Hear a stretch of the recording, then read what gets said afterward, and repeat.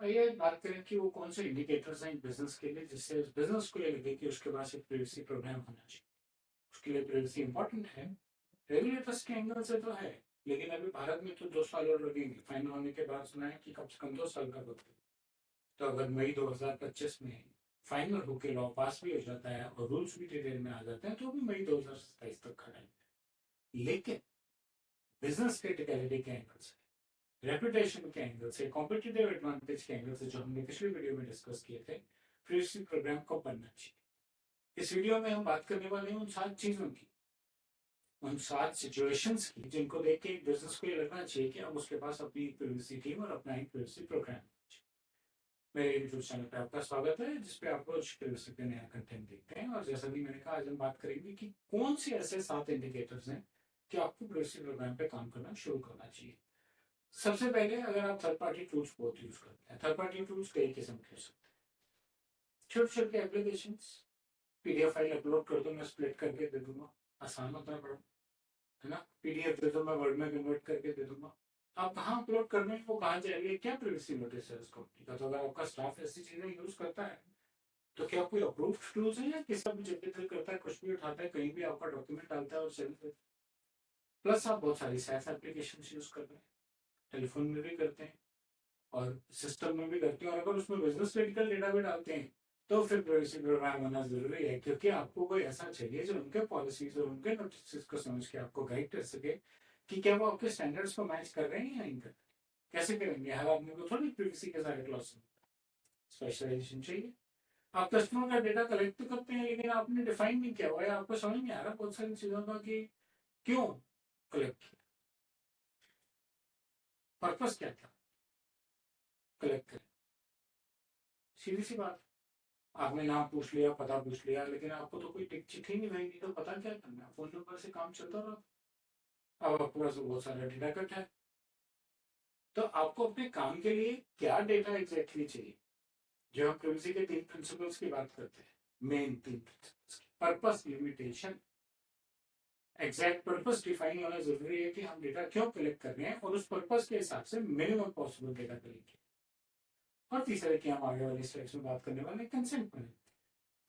क्या आपके अपने पास अपनी कंपनी की पॉलिसी और नोटिस में, क्या आपने किसी को बताया हुआ, पब्लिश किया हुआ, क्या आपका कोई सिस्टम चेंज हो रहा है, क्या आप नई किस्म का डेटा कलेक्ट कर रहे हैं, क्या आप नए प्रोडक्ट की मार्केटिंग शुरू कर रहे हैं।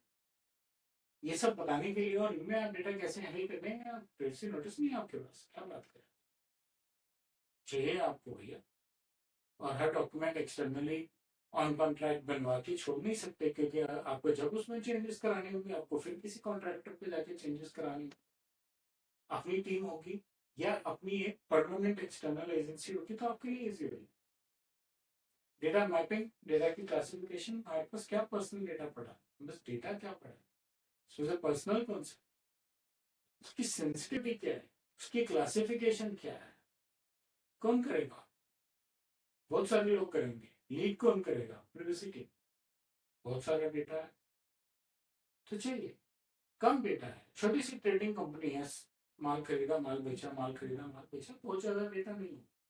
100-200 कस्टमर्स का डेटा होगा, 10-20 सप्लायर्स का डेटा होगा, अकाउंटेंट का, लॉयर का, टैक्स अथॉरिटीज का, इनका डेटा होगा, ठीक है। एक्सटर्नल एजेंसी को आउटसोर्स करके आप अपना काम आराम से करा सकते हैं, लेकिन जैसे ही बिजनेस ऑपरेशन थोड़े से बड़े होंगे, आपको पता होना चाहिए। और मैपिंग भी जरूरी है, प्लस लिमिटेशन भी जरूरी है, और कंसेंट भी जरूरी है। क्या आपने कंसेंट लिया। डीपीडीपी एक्ट कह रहा है अगस्त 2023 से पहले आप जो डेटा प्रोसेस कर रहे थे उसका आपने कंसेंट नहीं लिया हुआ, एक्ट इफेक्टिव होते ही आपको उसका भी कंसेंट लेने जाना है। फिर वही बात, अगर मल्टीपल प्रोसेसेस हैं, लंबे प्रोसेसेस हैं, रेगुलरली कंसेंट्स लेने हैं, कंसेंट के फॉर्म कैसे बनेंगे, क्या हम ग्रैन्युलर कंसेंट ले रहे हैं। डीपीडीपी एक्ट कहता है ग्रैन्युलर चाहिए। आप कह रहे हैं कि मुझे एड्रेस चाहिए, आपको एड्रेस क्यों चाहिए बताइए। और मैं उदाहरण कई बार दे चुका हूँ, मुझे आपका एड्रेस चाहिए, क्यों चाहिए, क्योंकि मैं आपके घर डाक भेजना चाहता हूँ अपने प्रोडक्ट के बारे में। वेरी गुड, ले लीजिए। अब मुझे आपसे एक और कंसेंट चाहिए, क्या कंसेंट चाहिए, वो डाक में थर्ड पार्टी कोरियर एजेंसी से भेजूंगा। वेरी गुड, तो कंसेंट क्या चाहिए, उसको आपका नाम, फोन नंबर, एड्रेस शेयर करूँ, ये सब डिफाइन होना जरूरी है, इसे प्रोग्राम होना जरूरी है। क्या आपके जो एम्प्लॉइज पर्सनल डेटा कलेक्ट कर रहे हैं, यूज कर रहे हैं, प्रोसेस कर रहे हैं, दफ्तर में वैसे लगे, आपस में एक दूसरे का पर्सनल डेटा भी कैसे यूज कर रहे हैं उनको नहीं पता। ऐसे लगता है यार दोस्ती है, नहीं भी बुरा मान जाएगा, क्या फर्क पड़ता है भाई, अब बात बुरा मानने की नहीं है, अब बात ब्रीच की हो रही, अब बात पेनल्टीज और फाइन्स की हो रही, आप कैजुअली नहीं ले सकते, इसलिए आपके एम्प्लॉयज की ट्रेनिंग बहुत जरूरी है। ठीक। और सबसे इंपॉर्टेंट, अगर कोई इंसिडेंट आ जाता है, अगर कोई ब्रीच हो जाता है, अगर कोई एक्सटर्नल आदमी कंप्लेंट कर देता है, तो उसको हैंडल कैसे करना है, रेगुलेटर को क्या बताना है, कैसे बताना है, कहाँ बताना है, नहीं पता। प्रेस प्रोग्राम बना लीजिए, जितनी जल्दी बना सकते हैं, भारत के लिए भी, भारत से बाहर भी। क्यों?